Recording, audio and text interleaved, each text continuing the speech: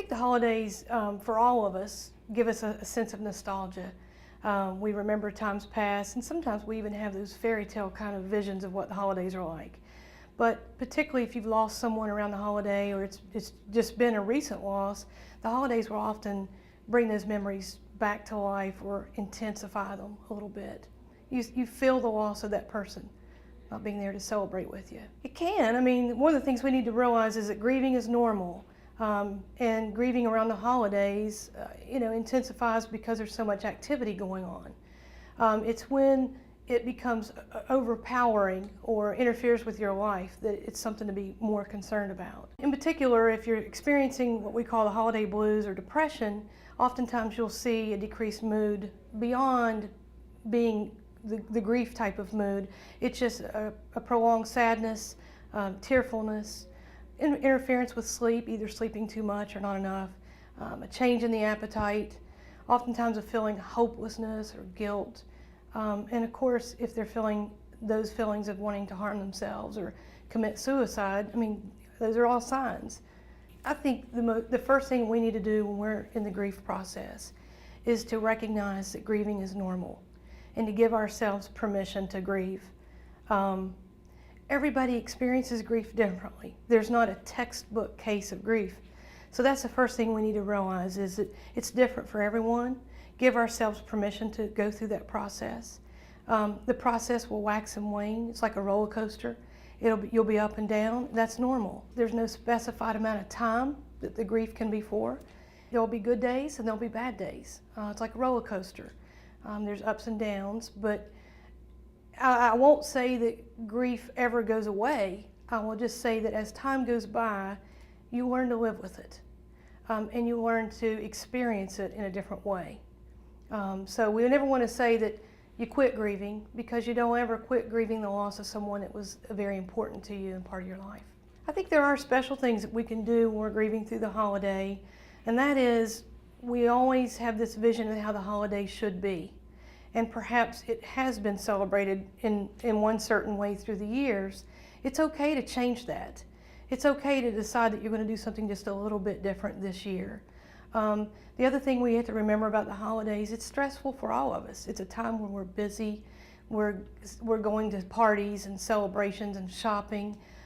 So it's important to plan, to be prepared for that kind of activity, and learn to say, no, I don't want to do that. Or learn to set aside a specific amount of time each day to just get away and rest, and take care of yourself. You do have the right to say no. More importantly, I think for those of us who are part of the life of someone who's grieving, I think we need to remember that it's okay for that person to grieve. It's okay for them to experience this holiday differently than we have in the past. It's important for us to recognize that the grief is real, and we've got to learn how to be there for that person.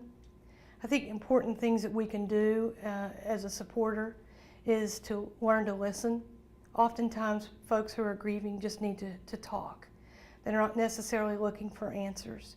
So we can learn to listen, learn to be patient, be understanding, be willing to pick up the pace for the person, help with tasks. Very importantly, I think it's important to be there. Oftentimes, once the funeral is over and the initial grieving process phase is moved on, we tend to ignore or begin to pull away a little bit, and maybe from our own discomfort. But it's important to remember the person through the holiday, to contact them, to send them cards, to involve them in something. As we age, we do experience loss more often. We begin to see our family and spouses and friends pass away. And then also, as they pass away, our resources of people that we can call upon for companionship and comfort decrease. And oftentimes we've got seniors that live in the area that don't have family around. So they experience the memories of past holidays and don't have the folks around to experience that with again. So I think it's very important for us as a community to reach out and begin to think of others during the holidays and not overlook that there are other people who may be lonely during this time. We get so caught up in the holiday buzz that we oftentimes take our eyes off of what is really important. and it's important to be there for other people. It's a question that people often ask themselves when they've had loss is, how am I going to get through this holiday? There's no right answer for that. You have to do what's comfortable for you, what you feel good doing, and don't put any kind of restrictions or expectations on yourself.